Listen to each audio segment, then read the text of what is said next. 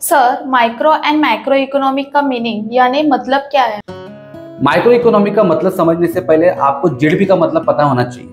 अब जीडीपी का मतलब क्या होता है कि एक साल के अंदर कोई भी देश की इकोनॉमी हो, इंडिया की भी हो, कोई भी देश की इकोनॉमी हो, उस इकोनॉमी के अंदर टोटल कितने गुड्स एंड सर्विसेज का प्रोडक्शन हुआ है और उन प्रोडक्शन में से कितना amount of goods and services क्या हुआ है, सेल हुआ है, तो उसकी जो वैल्यू मिलेगी उस वैल्यू को सिंपल टर्म में हम लोग जीडीपी बोलेंगे। ठीक है।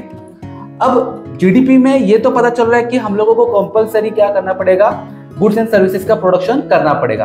अब गुड्स एंड सर्विसेज का प्रोडक्शन जब हम लोग करेंगे तो कौन से गुड्स एंड सर्विसेज का प्रोडक्शन करेंगे कि हाउस होल्ड में जो कंज्यूमर बैठा हुआ है वो कुछ ना कुछ तो डिजायर रखता है, वो कुछ ना कुछ तो डिमांड करेगा। उस डिमांड के हिसाब से हम लोग क्या करेंगे, गुड्स एंड सर्विसेज का प्रोडक्शन करेंगे। मतलब ये जो गुड्स एंड सर्विसेज का प्रोडक्शन किया जाता है ये बिजनेसेस के द्वारा किया जाता है। ठीक है।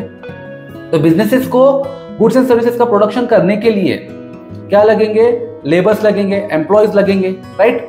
तो ये जो लेबर और एम्प्लॉयज है इनका इस्तेमाल करके जो भी बिजनेस हाउसेस है वो क्या करेंगे, गुड्स एंड सर्विसेज का प्रोडक्शन करेंगे और जो गुड्स एंड सर्विसेज प्रोड्यूस किए गए उसको सेल करेंगे। सेल करने के बाद उनको इनकम आएगी, इनकम में से सम पार्ट टैक्स के फॉर्म में गवर्नमेंट के पास जाएगा और कुछ बिजनेसेस के पास प्रॉफिट बचेगा।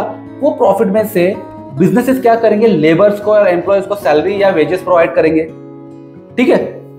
तो ये जो सैलरी और वेजेस एम्प्लॉयज को और लेबर्स को मिली है, वो सैलरी मिलने के बाद या वो वेजेस मिलने के बाद वो लोग अगेन कुछ नए गुड्स एंड सर्विसेज, कुछ तो नीडफुल गुड्स एंड सर्विसेज रहेंगे, उनकी तो डिमांड हमेशा चलती रहेगी, जिनका प्रोडक्शन बिजनेसेस करते रहेंगे। लेकिन कुछ ऐसे वांट रहेंगे, जो वांट वाले प्रोडक्ट है उनका भी गुड्स एंड वो गुड्स एंड सर्विसेज का भी प्रोडक्शन कौन करेगा, बिजनेस हाउस करेगा।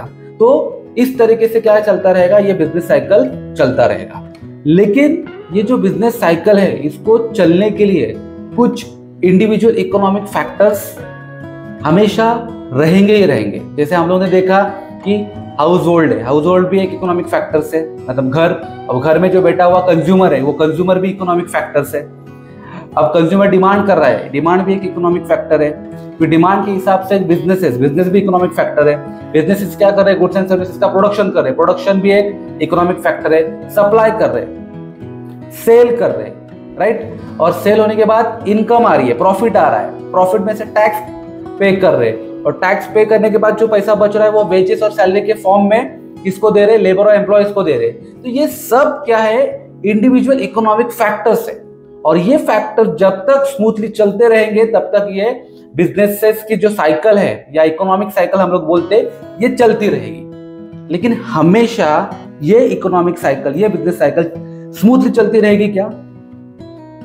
कभी नहीं, राइट। तो इसमें प्रॉब्लम्स आने ही वाले। अब जो भी प्रॉब्लम्स आएंगे, ये जो household, consumer, employ, wages हो गया, लेबर हो गया या फिर इनकम हो गई, इनमें ये जो भी इकोनॉमिक फैक्टर्स है इनमें प्रॉब्लम्स आएंगे। तो इन प्रॉब्लम्स को स्टडी करने के लिए एक इकोनॉमिक की ब्रांच बनी हुई है। उस इकोनॉमिक की ब्रांच को बोला जाता है माइक्रो इकोनॉमिक। यानी माइक्रो इकोनॉमिक की ऐसी ब्रांच है जो क्या कर रही है कि हर एक individual economic factor like consumer, labour, household, employ, wages, इनको सेपरेटली लेकर स्टडी करता है। ठीक है सर, माइक्रो इकोनॉमिक का मीनिंग तो अभी समझ में आया, पर अभी मैक्रो इकोनॉमिक का मीनिंग बताइए।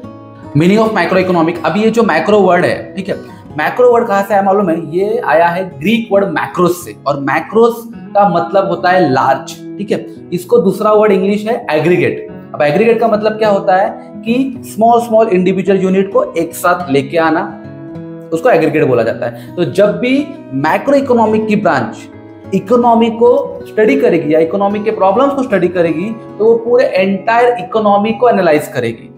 माइक्रो इकोनॉमिक की तरह हर एक individual economic factors like household, labour, employ, consumer, firm, industry, इनको सेपरेटली लेकर माइक्रो इकोनॉमिक स्टडी करता है।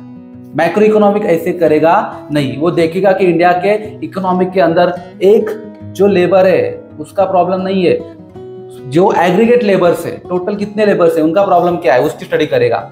एक हाउस होल्ड या एक कंज्यूमर की स्टडी नहीं करेगा, जितने भी सारे कंज्यूमर है, जितने भी सारे हाउस होल्ड है, उनको एक साथ लेके क्या प्रॉब्लम आ रहा है उसकी स्टडी करेगा। बस यही मतलब होता है मैक्रो इकोनॉमिक का।